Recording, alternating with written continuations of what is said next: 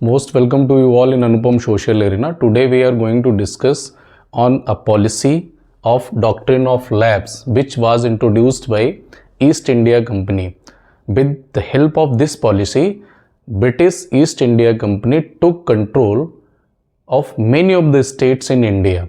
एक टूल था जिसको इंट्रोड्यूस किया ईस्ट इंडिया कंपनी ने, किस लिए किया कि जिससे वो इंडिया के स्टेट्स को, अलग अलग रीजन्स को अपने अंडर में ले पाएँ, अपने कंट्रोल में ले पाएँ. जैसे इससे पहले हम लोगों ने सब्सिडरी अलायंस पे बात किया था. It was again a tool by which they captured many of the states. Okay, तो चलो इस पे बात करते हैं. This policy was introduced by governor general Lord Dalhousie. कब बनता है वो इंडिया में? 1848 में. Okay, For the territorial expansion of the East India Company, it was the main objective of this policy.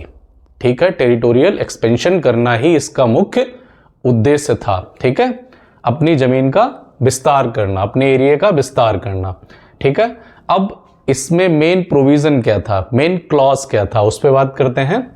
If a king or any ruler of Indian states dies without legitimate heir, then that state would be annexed into the territories of British controlled India. मतलब कहने का ये है कि कोई भी king अगर अपना नेचुरल चाइल्ड नहीं है, उसका बायोलॉजिकल सक्सेसर नहीं है, ठीक है, means adopted son will not be considered his natural heir. ठीक है, अडॉप्ट किया हुआ बच्चा राजा नहीं बनेगा उसकी जगह पे. अगर उसका खुद का बच्चा होगा तो खुद का शन होगा तो वही वहाँ का राजा बन सकता है. ऐसी पॉलिसी थी ये.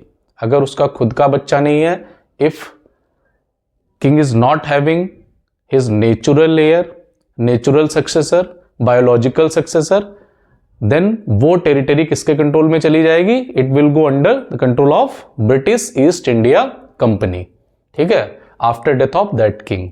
जब वो किंग नहीं रहेगा, उसकी डेथ हो जाएगी और उसका अपना खुद का बच्चा नहीं है, तो वो टेरिटरी किसके अंडर में चली जाएगी? ब्रिटिश ईस्ट इंडिया कंपनी के. तो ऐसी पॉलिसी के आधार पे बहुत से स्टेट्स को उन्होंने अपने अंडर में लिया. ठीक है, जैसे सतारा है महाराष्ट्र, 1848 में अपने अंडर में ले लिया. जैतपुर बिहार 1849 में, संभलपुर उड़ीसा 1849, उदयपुर राजस्थान 1852, झांसी उत्तर प्रदेश 1853, नागपुर महाराष्ट्र 1854. ठीक है, तो ये स्टेट्स के नेम है. इनको अपने अंडर कंट्रोल में ले लिया था after implementation of this policy of doctrine of lapse. ठीक है, नेक्स्ट है his expansionist policy used both power, force and persuasion with the Indian states. कुछ तो कोई ट्रीटी बनाई, जैसे मैंने इससे पहले बताया था सब्सिडरी अलायंस, उसके बेस पे अपने अंडर में ले लिया. कुछ ये फोर्स मतलब ज़बरदस्ती अपने अंडर में ले लिया, डॉक्ट्रिन ऑफ लैप्स जैसी पॉलिसी बना करके. ठीक है, और जैसे मिस गवर्नेंस का एक ब्लेम लगाया था. ठीक है, एक एलिगेशन लगाया था अवध के नवाब वाजिद अली शाह पर, और अवध को भी अपने अंडर में ले लिया था. मतलब वेरियस टूल्स दे इंट्रोड्यूस्ड, है ना, to capture the territory in India. किसी भी तरह से उनको यहाँ पे टेरिटोरियल एक्सपेंशन करना था और वो उन्होंने किया. वो रूल करना चाहते थे, ट्रेड के नाम पे आए थे, बट रूल करना चाहते थे और किया भी. ठीक है, तो आज का टॉपिक यहीं तक रहेगा. Thank you so much.